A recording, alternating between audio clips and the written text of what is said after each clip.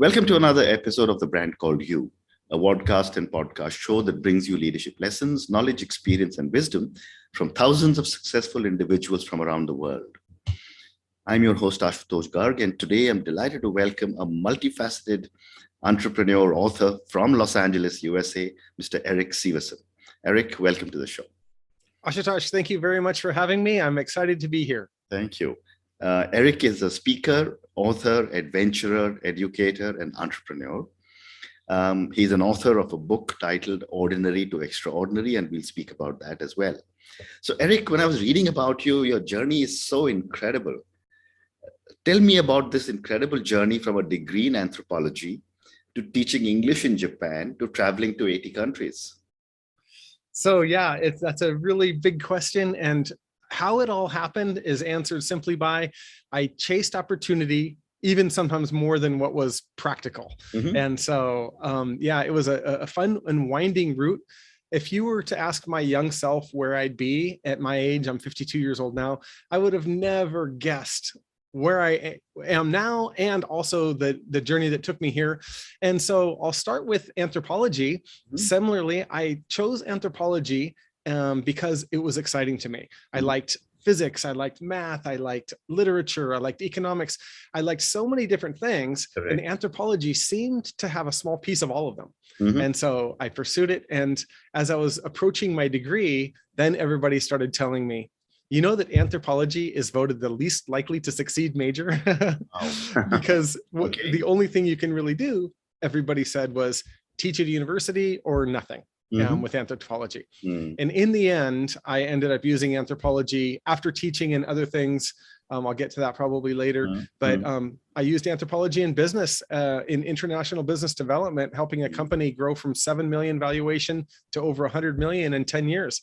And so it was really fun to be able to, I did international business development, opening locations abroad mostly. Yeah. And it was really fun to go into meetings with somebody from Italy, for example, mm-hmm. and be able to understand when we're negotiating about something, where he's coming from a little bit, just mm-hmm. from my anthropological background. So wow. It was loads of fun. Mm. And then what took you to Japan? So I was going to a college called Green River College. I applied to UCLA out of high school. And I was a bad student at the start and good student later. And so they rejected me. So I went to community college and I really enjoyed my time there. And a friend came up to me with a flyer that was for a job in Japan. And at this point, I'd already traveled internationally a little bit. And I thought, this job is for me. I studied some Japanese before I got an interview. I prepared for the interview, learned some Japanese words to impress them. And so I was sent over to help start up an American college in Japan. So it was a Green River College branch campus in Kanuma, Japan. And so I was 20 years old at the time. And it was such a wonderful experience because I was the age of the students, but I was basically an employee at the school. So I had kind of the best of both worlds a little bit. And my number one motto is things work out. And here's an example. I was supposed to be in Japan for 9 months, the whole school year. And after 3 months, I went to renew my visa and there was an issue that they didn't like. And so rather than talking about the issue, they put a big red stamp that said must leave Japan within 15 days over my visa. And so now I turned 21 in Japan, I think. No, I was still 20 years old. And so, and now I'm a 20-year-old guy with, a pocket full of cash because I've been working in Japan, being paid really well, and a bunch of free time. So I traveled around other parts of Asia, China and Hong Kong and Thailand, and so that experience allowed me to see a whole different world of things that I wouldn't have been able to see if I weren't kicked out of Japan. Amazing. So coming back to anthropology now, Erik, how you mentioned that it gave you some very interesting insights when you would sit in business meetings. But I'd love to get some more examples. You did give me the example of an Italian, but how did anthropology help you succeed in business? it allowed me to see multiple perspectives. And I think that's something that anybody, we don't have to be an anthropology student to be able to do that, but to get to know people who are different from us. And once we start communicating with them and understanding maybe from their perspective, and part of that comes from asking questions. And if I ask the right questions with somebody who is X personality or from X country, the next time I'm around somebody similar, there's a good chance that there's going to be some parallels in their behavior.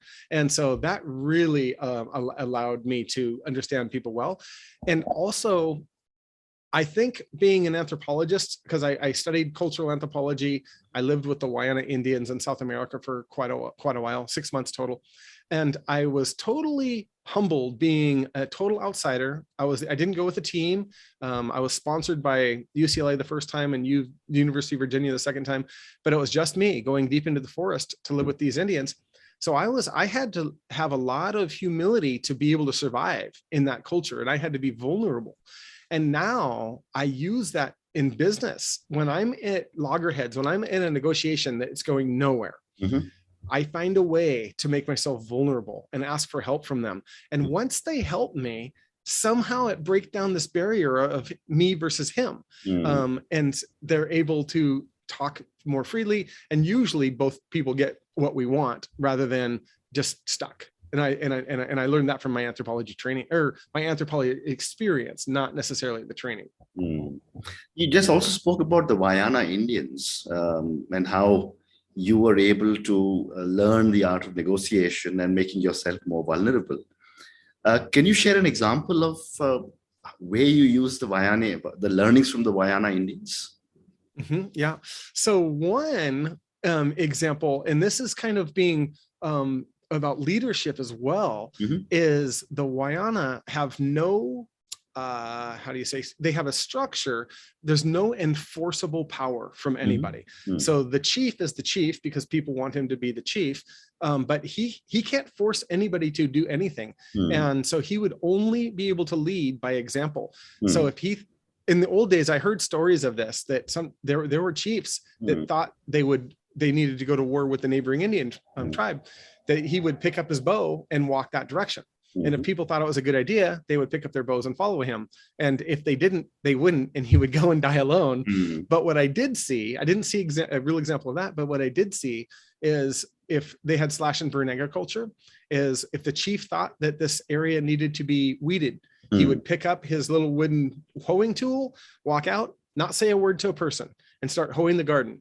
Next thing you know, there are 6 other people out there hoeing the garden. He didn't tell him to do one single thing, but he led by his example. And I really love that. And so in business, as a leader, I tried to put my actions above words all the time. Interesting. And one of the other things that I picked up when I was reading about you was that you make small changes to improve our lives. Tell me about some of these small changes, and examples would be wonderful. Okay, so some of these come from Tim Ferriss's book, The 4-Hour Workweek, was recommended to me by a friend. And I had it on my bookshelf for quite a while, and I never got to it. And sometimes reading comes at just the right time. Correct. And so I was at a point where I wanted to make a business change a little bit. And I read through his book, and he was talking about things that billionaires, thought leaders, and professional sports and athletes, he kind of alluded to the fact that most of these really successful people had habits that they shared in common. And so I started looking into what those habits were, and I read a few other books about them. The Magic of Thinking Big was one of the books that explored this a little bit. And I found out that the habits from these billionaires and thought leaders and hyper good athletes was meditation or prayer, either one. But some sort of daily form of meditation, exercise, which is a big one, I think, and also writing down goals. So, and part of the meditation is visualizing your future. So those small changes for me, meditating for 15 minutes in the morning, for example, was one of the key things that allowed me to be more productive throughout my day while feeling like I had more energy. Exercise was another one, to just make sure that I didn't skip on the exercise, to keep the blood flowing to the brain, the body, to be as alert and healthy as possible. And then writing down goals. And I don't know if you've heard some of the studies of the difference between somebody writing down goals or just having goals. Have you seen the studies that show the likelihood of success versus writing down or not? Have you seen any of those? No. In that book I mentioned, The Magic of Thinking Big, there's one study that showed out of college, they had they asked students, have you written down your lifetime goals? 5% of the graduating class had, and 95% had not. Correct. After 40 years, they found all of those people who had, from the school, and they did valuations of their success. And one of them was net worth. Those 5% who wrote down their goals had a net worth of more than the 95% combined of those who didn't write their goals down. And so the different studies average between 100 and 400% chance more likely a goal will happen if you've physically written it down rather than just thinking about it. Incredible. Yeah, isn't that neat? Amazing. So my next question to you is that you also had the unique privilege of having a gun pointed at you. Tell me about that experience and how did that help you in business? So yeah, this was, I told you I got rejected from UCLA out of high school. So then I'm going to community college and I'm getting straight A's, but I said to myself, you know what? Even with straight A's, there's a good chance I'm not going to get accepted to UCLA again. So I need to do something totally radical to set myself apart. So it could be anything, but I thought, you know what? I like lions and I like, giraffes and zebras. So I decided I wanted to go to Africa to see what it was all about. And the real reason also for Africa was I read Chinua Achebe's book, Things Fall Apart, and it really touched me. And I wanted to see what Africa looked like for myself. So I couldn't afford to get directly to Africa. So I worked for 8 months mowing lawns and I could afford a ticket to London, and I hitchhiked all the way down through Europe and to a boat from Gibraltar to Morocco and then down through the Sahara. And now I'm in Nigeria, and I had just crossed the border into Nigeria, and there was a border checkpoint, military checkpoint. And I was in a shared taxi at this time. So it was me and I think 5 Africans stuffed in this little car, and they stop the car and they see me and the non-African. So they want to check my stuff and ask for your little bribe usually. Then another checkpoint, then another one. And after 2 hours of this, the driver of the taxi decided that he'd had enough. So at the next checkpoint, he decided not to stop. So he tried to run through it, but one guy ran out in front and he threw a spiked 2x4 in front of the car. So he slid to a stop. Another guy was running behind us, shooting his gun in the air. And now, instead of politely asking me to get out of the car, they put the gun to my head through the window. I was on the right passenger side in the back seat. And then they dragged me out of the car. They pull me into this little hut, and he aims the gun at my face and he says, "What are you doing here?" And Oshkosh, I'd been speaking French for 6 weeks at this point. And so he asked, and now in Nigeria, the common language is English. So I answered, "Je suis un touriste." I'm a tourist in French. So his eyes went into a rage and he stuck the gun inside my mouth, actually. And this is the same gun that was just fired. I could feel the heat from the barrel of the gun. And he said, "I speak English to you. Why don't you speak English with me? You're a spy." And so he had the gun in my face for about an hour. Most of it was just sitting there. And then they had other people going through my stuff and everything. And then in the end, he says, "No, I don't think you're a spy." This is an hour later of him pointing the gun at my face. But he says, "I don't think you're a spy. In fact, I like Americans because they give me gifts." And he laid out my hunting knife and my tent. And like he said, "I'm going to take one, you have the other." And I took my hunting knife back and he took my tent. And then he let me go. But what I learned, it wasn't then that I learned something. What I learned then is what paralyzed fear feels like. Then 6 weeks later, I'm back at Green River College. And remember, I told you about that flyer that somebody ran up to me with for the job in Japan. My job title was student program specialist. So now I really wanted this job. I told you I filled out an application. I got an interview. The day of the interview, I was driving to the campus and I started to feel uneasy in my stomach.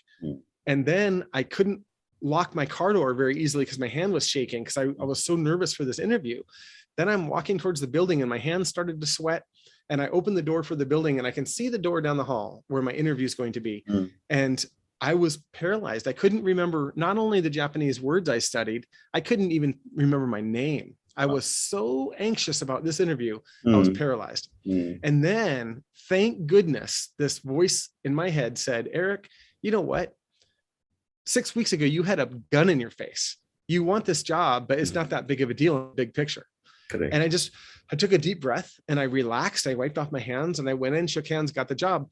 And so in business, whenever I worked for a company called Eagle Rider, do opening locations internationally for them. And I worked in their international wholesale department for a long time too. And sometimes I'd be sent to Germany, for example, and I'd be meeting these really big business owners, billion dollar businesses. And it's just me going over, and I'd start to get nervous before the meeting because I wanted something and I wanted to politely ask from this, big, powerful businessman or woman. And so then I started to use that fear to my advantage. I realized the same thing. I have that almost like a mantra. You know what, Erik?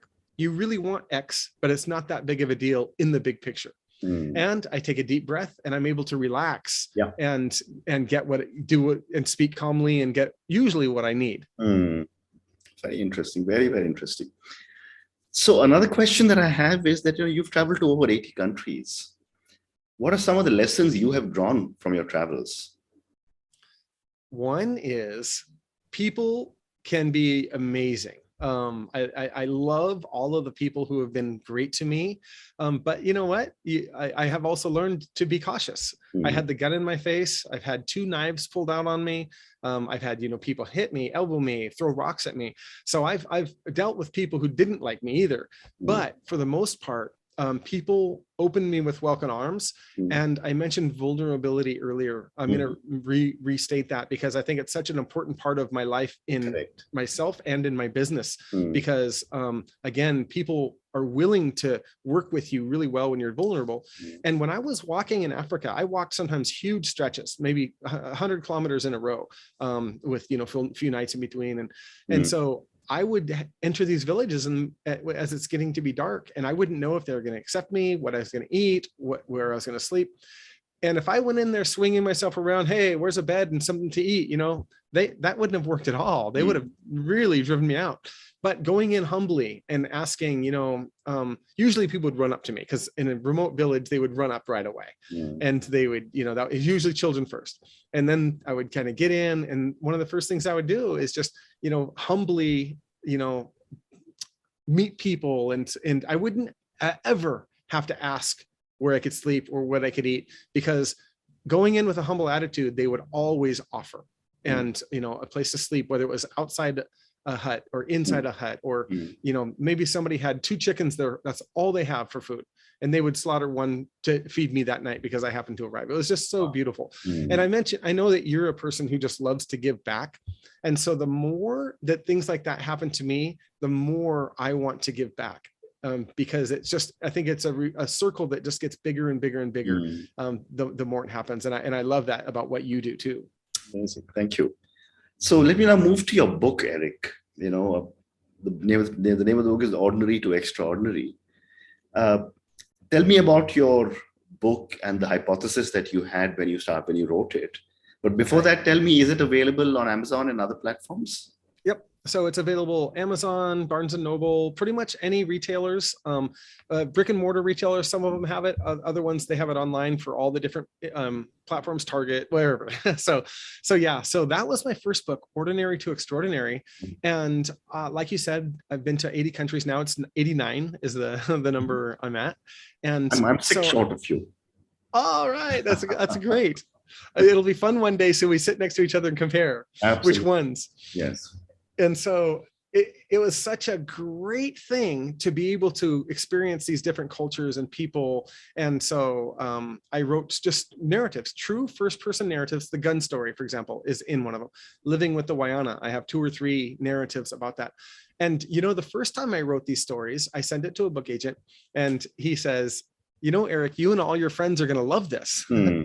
And I said, that's not a compliment, is it? And he said, no. He goes, this book's all about you. And so I spent a year reworking the book, and I based it on the premise platform from Emily Esfahani Smith's book, The Power of Meaning. And for Emily Esfahani Smith, there are 4 pillars of meaning: transcendence, storytelling, purpose and belonging. And these are the pillars that give us meaning. And she also makes a distinction that meaning is the root of happiness. Happiness is a byproduct. And so many people spend their lives shooting for happiness that they miss the root cause, which is meaning built on these pillars. So I organized all of my stories around what happened in this episode with the Indians to give me a sense of belonging. What happened with this when I saw the Aurora Borealis, this transcendental moment that changed my life somehow? How did I feel a sense of purpose from this episode? So I reframed all my stories with that. And then at the end of the chapters, I have reflective questions for the reader to ask themselves things about themselves. The goal is for somebody who has meaning in their life to recognize it and celebrate it. And the person who doesn't have meaning to realize it and make changes to add meaning to their lives. And so the book, it was really, really fun. I just wrote it for fun. So that Ordinary to Extraordinary. And it led to a lot of public speaking, so much so that I left my international business development position to speak full time in January 2020, which worked great for a few weeks. Until everything disappeared. Amazing. What an amazing journey. So, Erik, my last question to you, and this is for the many, many people who will listen to our conversation. For an amazing life that you've had across the globe, across different countries, across multiple industries, and with such amazing experiences, what would you say are 3 key life lessons that you want to give to our viewers and listeners? Okay. One is, I think action is more important than knowledge. So especially a lot of budding entrepreneurs, we get so excited of reading all of the books from between Tony Robbins, Brendon Burchard, you name it. You got, Gary Vee, you name it. You can spend so much time reading the books and getting knowledge, and you think you're being productive because you're doing something towards your goals. And those books are very important, but there's a time when you need to put the book down and go get to work. And so that's one, is action is more important than knowledge. You need both, but action's more important. The second one is, and this is kind of driven from a quote by Zig Ziglar, you can have everything in life that you want as long as you help enough other people get what they want. And so I think the idea of giving, when I started speaking publicly, I spoke for free very, very commonly. That did 2 things for me. It got my message out, and it was actually for other people. I didn't do it for myself necessarily. The byproduct was, between getting better at speaking and also making great contacts, it was a return for me, but I didn't do it for return. I did it to give my message to other people. In fact, when I do speak, when I pray before I speak, and I pray that I don't be concerned about how good I look on my video so I can market myself and things like that. I pray that whoever is watching or listening to this speech gets value from it, and it somehow makes their life better. So that's my thing, is helping other people is one of the great things. And the last one is to live in a realm of gratitude. No matter how big or small something is, being thankful for it will make your life, I think, better. And that's one of the reasons I do difficult things, climbing mountains, for example, because it puts me in difficult situations so that when I'm not climbing a mountain or doing something difficult, I appreciate simple things like this chair I'm sitting on. I am so grateful for this. So being in an attitude of gratitude is my third point that I think really changes somebody's life. Amazing, amazing. And I love your third point of live in the realm of gratitude. What a powerful statement to end our conversation. And then on that note, Erik, thank you so much for speaking to me. Thank you for talking to me about your incredible journey. And I'm really amazed at how many different things that you've done. Thank you for talking to me about such amazing experiences of living in multiple countries with the Vayana Indians, your learnings from a gun being pointed at you. Thank you for talking to me about your book. And finally, thank you for talking to me and telling me about some of the amazing lessons you've learned. Thank you again, and good luck. Ashutosh, thank you. I'm grateful for you. Thank you for listening to the brand called You Videocast and Podcast, a platform that brings you knowledge, experience, and wisdom of hundreds of successful individuals from around the world. Do visit our website www.tbcy.in to watch and listen to the stories of many more individuals. You can also follow us on YouTube, Facebook, Instagram, and Twitter. Just search for the brand called You.